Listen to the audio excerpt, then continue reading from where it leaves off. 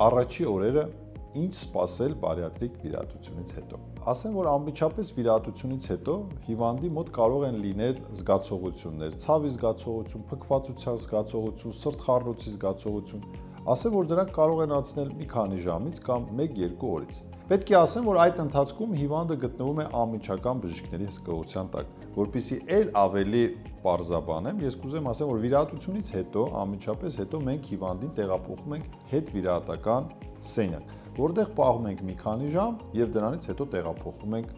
հիվանդասենյակ։ Հետևում ենք ցավազրկմանը եւ հեղուկների ընդունմանը։ Պետք է ասեմ, որ 1 օրից, հաջորդ օրվանից սկսած մենք թույլ ենք տալի, որպեսզի հիվանդը ընդունի հեղուկ, այսինքն ջուր։ Ջրի քանակը ընդունելուց հետո երկրորդ օրը մենք թույլ ենք տալի, որպեսզի հիվանդները ընդունեն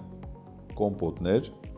ըմպելի յոգուրտներ եւ բնականաբար կաթով սուրճ, եթե հիվանդներ կան, որոնք որ չեն պատկերացնում իրենց կյանքը առանց սուրճ։ 2 օր անց հիվանդներին ճանապարհում ենք տուն։ Նաև շարժումներն են շատ կարևոր, որտեվ բնականաբար ճարպակալում ունեցող հիվանդներին որքան շուտ սկսենք ակտիվացնել, այնքան մենք խուսափենք տարբեր բարդություններից, թե թրոմբոէմբոլիաներից, թե բազմաթիվ բարդություններից։ Հետևաբար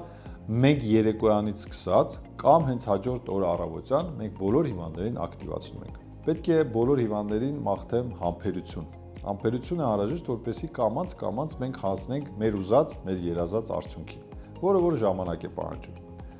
Շատերը հիվանդները հենց վիրահատությունից հետո կարող են ասել, ես քանի կիլոգրամ վիրահատությունից հետո կորցրեցի։ Դա ընդամենը 100 գրամ ստամոքսի ծավալն է, որը որ մենք հեռացնում ենք։ Բնականաբար դա սկիզբն է ձեր նոր կյանքի, դա սկիզբն է նոր ձևափոխման։